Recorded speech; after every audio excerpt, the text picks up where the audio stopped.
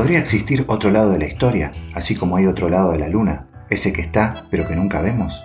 ¿Un lado maldito, con escritores, científicos y genios urbanos olvidados? ¿Un lado donde suenen otras músicas, donde el arte ocupe las páginas de estadísticas, donde cada mujer saque hacia el mundo su amazona y donde las fuerzas se equilibren desde sur a norte? La historia oficial, la de los libros y los medios, es la garante de la gran confusión, la firma legal y no legítima, el escribano último del engaño. Esto es Cambalache, la historia del otro lado de la historia.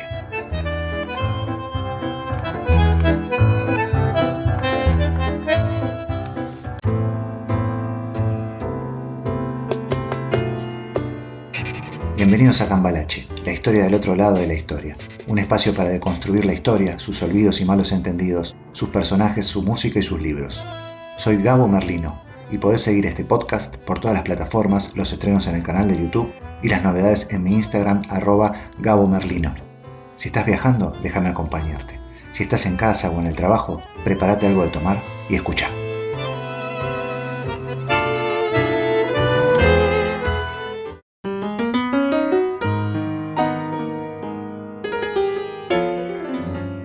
La mujer fue y es el verdadero proletariado del mundo, dijo alguna vez la escritora Estela Canto, El amor imposible de Jorge Luis Borges. ¿Qué quiso decir? En el capitalismo, el proletariado es la clase social que no tiene los privilegios de poseer los medios de producción ni de distribución, y entonces se ve obligada a vender su fuerza de trabajo para sobrevivir.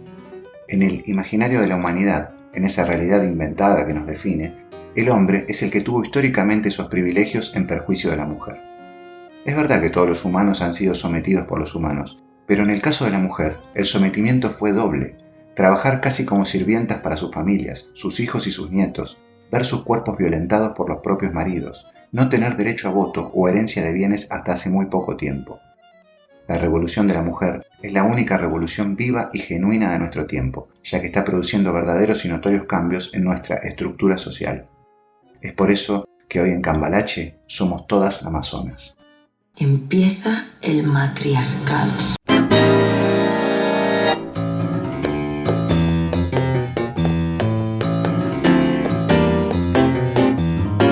Yo le tengo miedo a la revolución. ¿Por qué hacen una revolución? ¿Por qué es necesario?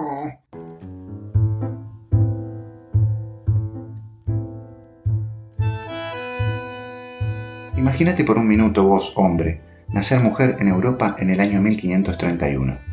Imagínate de 50 años, soltera o viuda. Sos de origen humilde, trabajás de curandera o cocinera, oficios muy comunes en la época. Quizás un día se te murió algún paciente o se te intoxicó un comensal, o ninguna de esas dos. Quizás algún familiar te toma odio.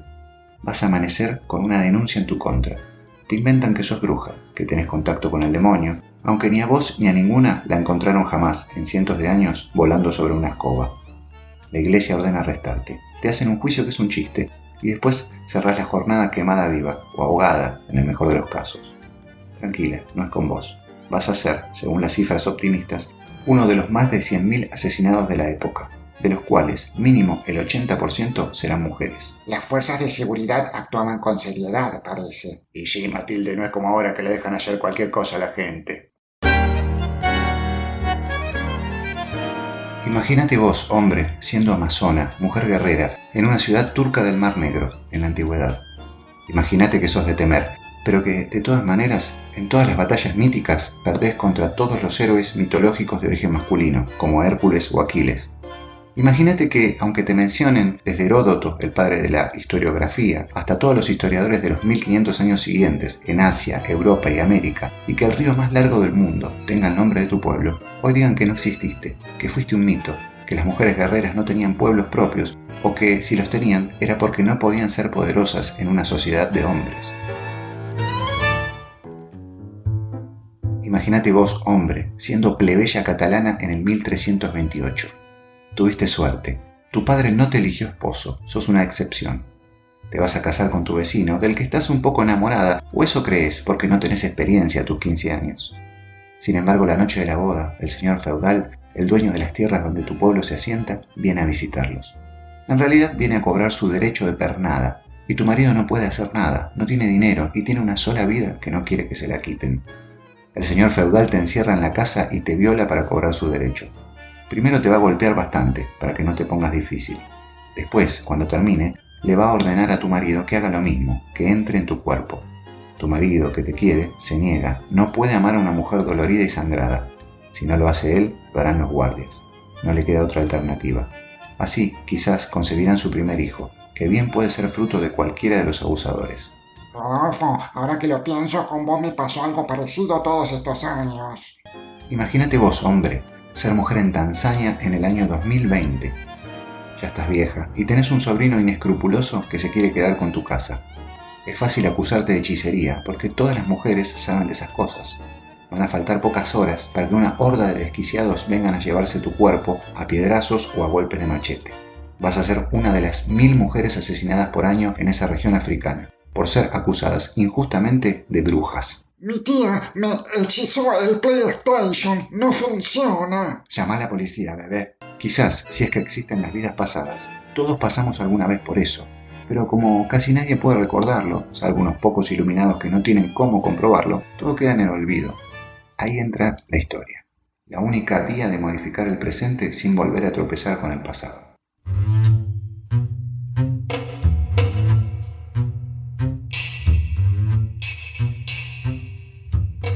Si ser una amazona a principios del siglo XXI es difícil, a principios del siglo XX era terrible y a principios del siglo XIX era prácticamente imposible. Esa es una de las razones por las cuales elegí a Mariana Pineda como tapa de este podcast, entre otras mujeres tan o más valiosas que ella. Mariana nació y murió en Granada, y también nació y murió encadenada a la injusticia. Su padre, un militar, se la sacó a su madre, una mujer humilde, acusándola que ésta le quería robar ciertos bienes de su propiedad. Mariana nunca volvió a estar con su madre. El hombre pronto murió, y Mariana quedó bajo la tutela de un hermano ciego de él, que a su vez se la dio a 2 empleados suyos para que la criaran. Cuando este hombre falleció, le legó a su propia hija los bienes que le correspondían a Mariana por parte de padre, por lo que ella se quedó sin nada. Como a mí que me robaron la PlayStation. Mariana se casó a los 15 años con un hombre bastante mayor que ella. 3 años después el hombre falleció y Mariana quedó viuda y con 2 hijos pequeños. Fue en esos tiempos que adhirió a la causa liberal, los opositores a la vuelta de la monarquía en España, que de todas maneras pronto volvería, y peor que nunca. Mariana acogió liberales perseguidos en su casa, ayudó a un primo suyo a escapar de la cárcel llevándole ropas de monje a la celda y apoyaba, como muchísima gente de su tiempo, los levantamientos contra la monarquía en su Andalucía natal. Al mismo tiempo empezó una relación con el abogado José de la Peña, con quien en 1829 tuvo otra hija. En 1831 la situación en España contra la monarquía era insostenible. Había levantamientos, se había asesinado al gobernador de Cádiz y se temía por parte del rey un intento de revolución inminente. Fue allí que la detuvieron a Mariana Pineda, acusándola simplemente de tener en su casa una bandera bordada con algunas letras de la frase libertad, igualdad y ley. La bandera, cuya ideología se correspondía con la de Mariana, no era de ella. Pudo haber sido introducida en el domicilio por una bordadora presionada para hacerlo o por los mismos oficiales que la detuvieron. Su abogado, que era su amante, la defendió de manera impecable en el juicio, arguyendo, por ejemplo, que Mariana estaba bordando esa bandera para un grupo masónico que se la había encargado, algo que podría haber sido absolutamente cierto.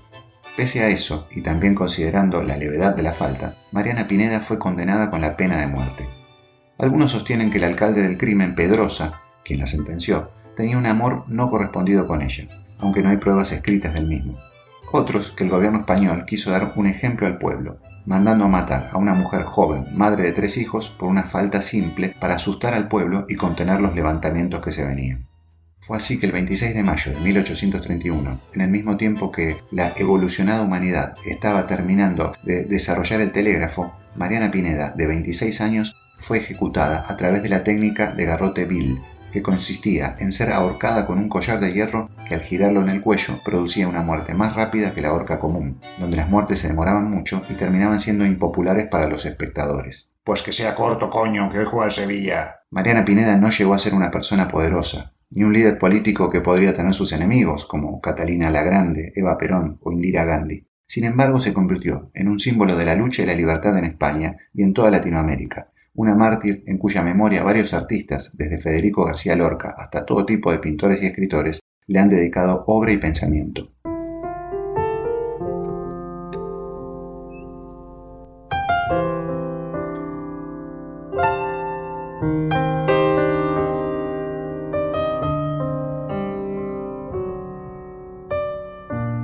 Estela, ¿te casarías conmigo? Lo haría con mucho gusto, Georgie, le respondió ella en inglés, pero no olvides que soy discípula de Bernard Shaw. No podemos casarnos si antes no nos acostamos, si no hacemos el amor. Jorge Luis Borges y Estela Canto nunca se casaron. Estela Canto invirtió todos los roles de su época, y además de eso fue un talento gigante. Como escritora ganó el Premio Municipal en 1945 por su libro El muro de mármol, y fue además una de las más grandes traductoras de Argentina.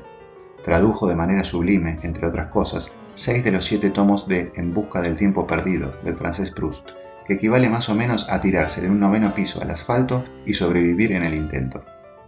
Jorge Luis Borges, por su lado, a pesar de haber sido hombre, también fue víctima de una de las grandes injusticias históricas del arte. Siendo uno de los más grandes escritores del siglo XX, jamás ganó un premio Nobel. Cuando conoció a Borges en 1948, Estela estaba terminando un affair con un espía inglés llamado Dick. Borges, según sus palabras, no le llamó demasiado la atención al principio. Es más, en su decidida reivindicación de la mujer, Estela llegó a cuestionar a Borges por la trama del cuento La intrusa. Decía Estela: me escandalicé. Me chocó el hecho de que la mujer apareciera como un objeto inerte, que no se le permitiera ni siquiera el albedrío de elegir a uno de los hombres. Claro, las mujeres que trataba Borges eran por lo general señoras muy católicas, desdichadas en su vida matrimonial, que se consolaban practicando actividades artísticas o filantrópicas, o doncellas, ya no jóvenes, con algún noviazgo fallido detrás. Para Borges, decía Estela, las mujeres eran frágiles diosas con intelectos débiles, sensibles y limitados.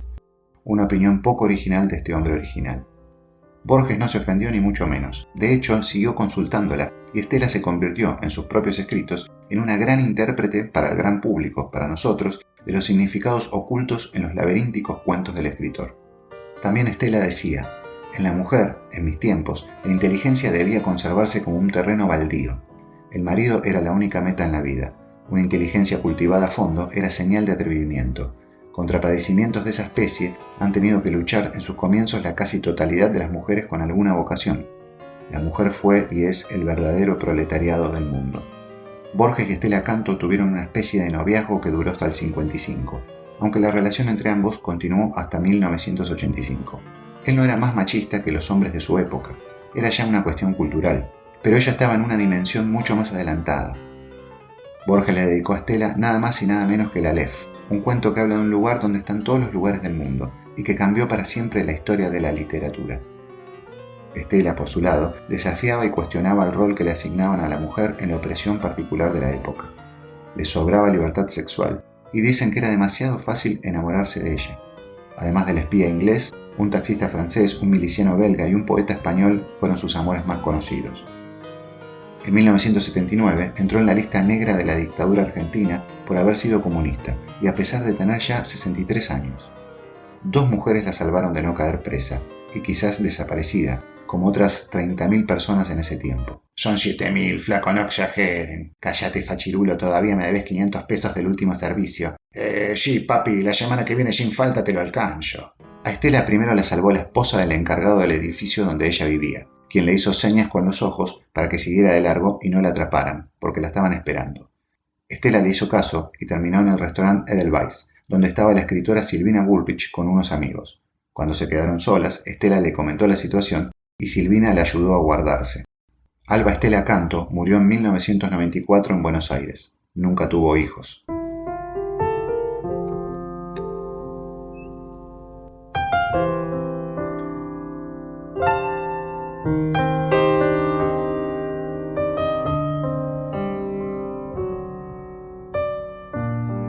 Vamos a movernos despacio, pero no de tiempo.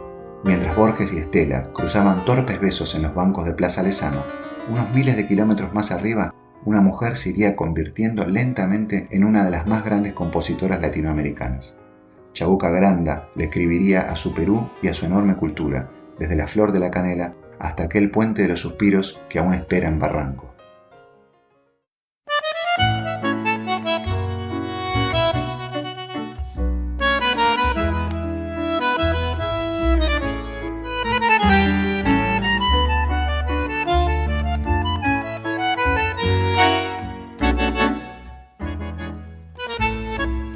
Puentecito escondido entre follajes y entre añoranzas, puentecito tendido sobre la herida de una quebrada. Retoña el pensamiento, tus maderas, se aferra el corazón a tus balaustres. Puentecito dormido y entre murmullos y en la querencia, abrazado a recuerdos, barrancos y escalinatas. Puente de los suspiros, quiero que guardes en tu grato silencio mi confidencia. Es mi puente un poeta que me espera, con su quieta madera cada tarde y suspira. Y suspiro, me recibe y le dejo solo sobre su herida, su quebrada, y las viejas consejas van cantando de la injusta distancia del amante, sus arrestos vencidos, vencidos por los ficus de enterradas raíces en su amada.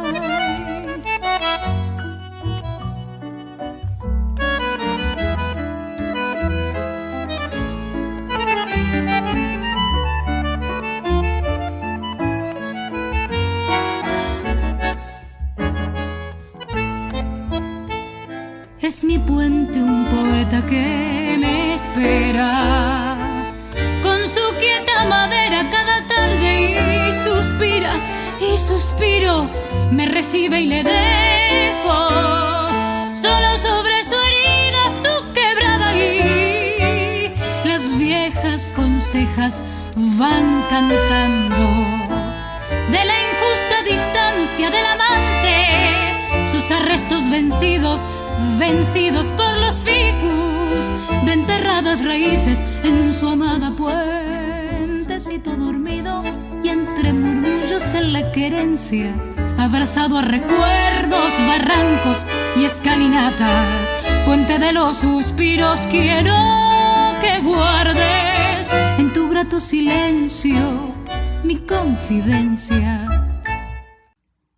El capitalismo, que vio sus primeras luces u oscuridades en el siglo XV, generó, además de la colonización y genocidio de pueblos americanos y el comercio de esclavos africanos, un tercer fenómeno, el concepto de reserva de fuerza de trabajo.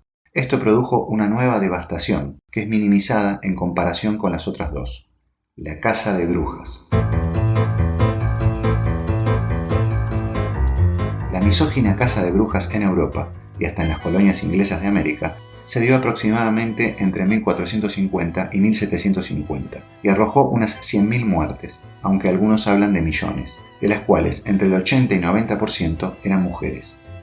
El objetivo final, consciente o inconsciente, era quizás convencerlas de que se confinasen al trabajo reproductivo y alejarlas de las independientes tareas agrícolas para hacer una nueva división sexual del trabajo, acorde a las necesidades del nuevo sistema que se venía. Las mujeres pensantes debían ser eliminadas. Y en esto, tanto Iglesia, en todas sus vertientes, como las monarquías acordaban. Recién en el siglo XVIII, cuando el capitalismo fue entrando en una nueva etapa, se cortó con esa práctica, aunque no con el sometimiento.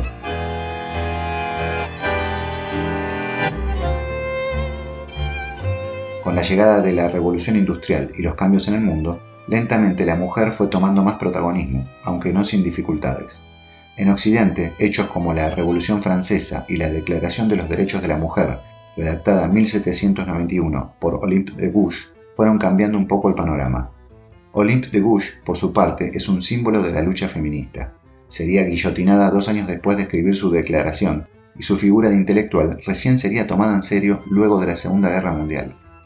En el siglo XIX, por ejemplo, en el arte, empiezan a destacarse algunas mujeres, como Clara Schumann, una de las mejores concertistas de piano de Europa, que realizó giras al nivel de los más grandes hombres de su tiempo, como Franz Liszt, Chopin o Thalberg.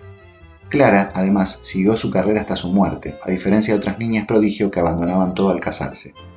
En el medio de ello, se dio el lujo de tener 8 hijos, ser compositora, casarse con Robert Schumann y ser amante de Johannes Brahms, ambos 2 de los más grandes compositores de su tiempo.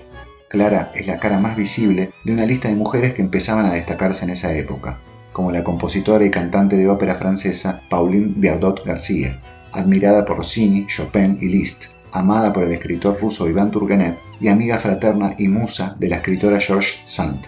Justamente, la hermana de Pauline Viardot García fue la gran cantante y diva del romanticismo a principios del siglo XIX, María Malibran, una mujer de agallas, costumbres liberales y un talento único, que en solo 28 años de vida generó éxitos por toda Europa, histerias colectivas en países como Italia y que hizo que, a su funeral en Manchester, Inglaterra, asistieran 50.000 personas.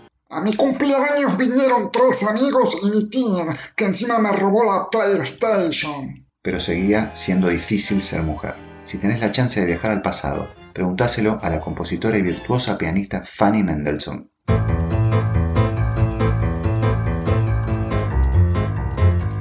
La talentosísima Fanny fue la hermana silenciada de Felix Mendelssohn, uno de los compositores más populares de su época, y a pesar de tocar mejor que su hermano, la familia estimuló la carrera musical de él por ser hombre.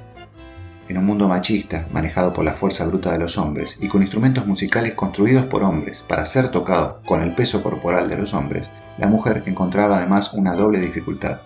Es por eso que el mérito de las mujeres es doble. Dominar un instrumento creado por hombres para el físico y la manera de moverse de los hombres es una proeza. Es lo mismo por lo que siempre ensalzo en el mundo de los hombres al pequeño Maradona por sobre el gigante Pelé o a la pulga Messi por sobre el físico extraterrenal de Cristiano Ronaldo. Ser cracks, aún en la desventaja. ¿O qué me dicen del blanco, flacucho y desgarbado Manu Ginóbili jugando de igual a igual y luciéndose en el básquetbol de la NBA, repleto de afroamericanos enormes, de físico perfecto y aptitudes naturales extraordinarias? Se me hace agua la boca. En los últimos 50 años, la mujer instrumentista se incorporó definitivamente a las orquestas profesionales. Lo que hoy es normal, ver mujeres en los conjuntos y orquestas, fue una rareza que durante decenas de años se transformó prácticamente en ausencia. Sin embargo, el gran maestro de compositores del siglo XX no fue un hombre, sino una mujer, la francesa Nadia Boulanger, considerada la gran pedagoga musical de la centuria y quizás de la historia. Sin Nadia en el planeta, el mundo hoy sin dudas tendría otro sonido.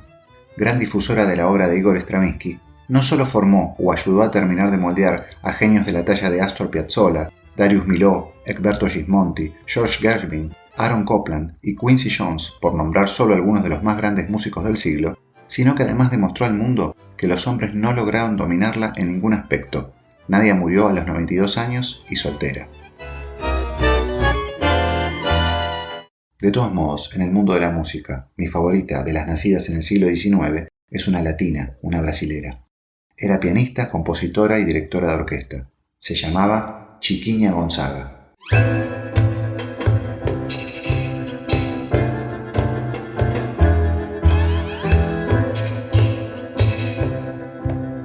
Chiquinha no vivió en la evolucionada sociedad europea, como todas las otras mujeres que nombré, sino en una sociedad culturalmente mucho más difícil.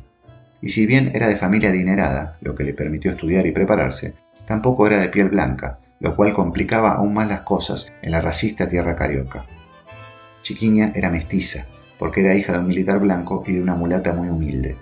Nació en 1847, vivió el siglo XIX, y aún así logró ser una de las primeras compositoras y pianistas de choro, una de las músicas populares más importantes de Brasil, escribir la primera marcha de carnaval de Brasil, ser la primera mujer en dirigir una orquesta y el primer intérprete en llevar la música popular al Palacio de Gobierno. Esto último sucedió en 1914 y fue un escándalo en la época. Su opereta Forrobodó de 1911 llegó al récord de 1.500 presentaciones. Fue además una activa luchadora contra la abolición de la esclavitud, que recién llegó en 1888, y la construcción de una república en el atrasado Brasil. Chiquinha Gonzaga fue una mujer sufrida, que debió pagar el precio de vivir en ese tiempo y lo sobrellevó con hidalguía. Casada con un oficial de marina en un matrimonio arreglado por su padre, supo hacerle frente a su marido y separarse al no soportar no solo sus humillaciones, sino que él no le permitiera hacer música. El costo fue que su marido se llevara con él a 2 de los 3 hijos de la pareja, algo permitido en la época. Chiquinha volvió a encontrar el amor y la traición, ya que su nueva pareja también le robaría a la hija de ambos. Se las arregló, sin embargo, para seguir en contacto con sus hijos a pesar de no poder criar casi a ninguno de ellos. Volvió a desafiar al mundo a los 52 años, cuando se puso en pareja con Joao Batista, un alumno suyo de 16 años, y quien sería su compañero hasta el final de su vida. Para que la sociedad no volviera a condenarla, dio una vuelta de tuerca. Lo adoptó como hijo y vivieron ese amor en secreto. Es una degenerada, Rodolfo. Tiempo después, toda la familia los terminó aceptando. Chiquiña murió a los 87 años, con su amado Joao y sus hijos a su lado. En el Brasil moderno sigue siendo leyenda, pero con un solo detalle. En los documentales o novelas donde aparece su personaje, generalmente es representado por mujeres blancas. El racismo sigue siendo tal que en ese pueblo blanquean a sus héroes negros.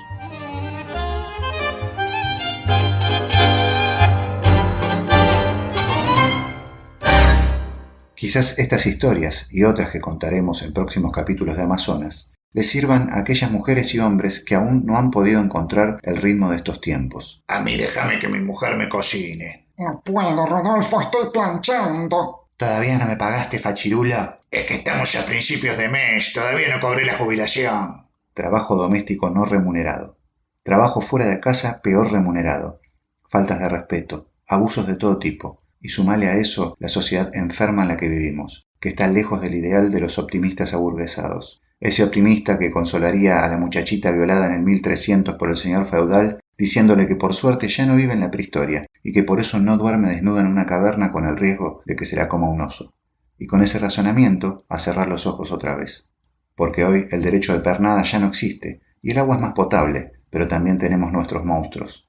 Decíselo si no a los millones de jóvenes que viven en favelas, a las familias destruidas por drogas que antes ni existían, a las nuevas enfermedades como el estrés y la depresión.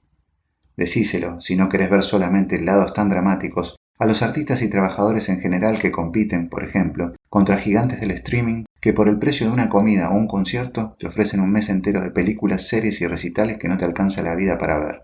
Olvídate de contar la catástrofe climática que nos acecha, el control social angustiante de la tecnología y el hacinamiento en las grandes ciudades a niveles mayores aún que a principios del siglo XX cuando nacieron las metrópolis. Conocer la historia de las luchas no significa inventar mártires.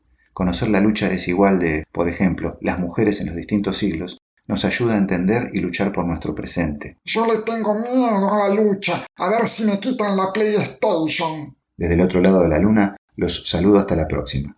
Hoy desde la avenida Chiquiña Gonzaga.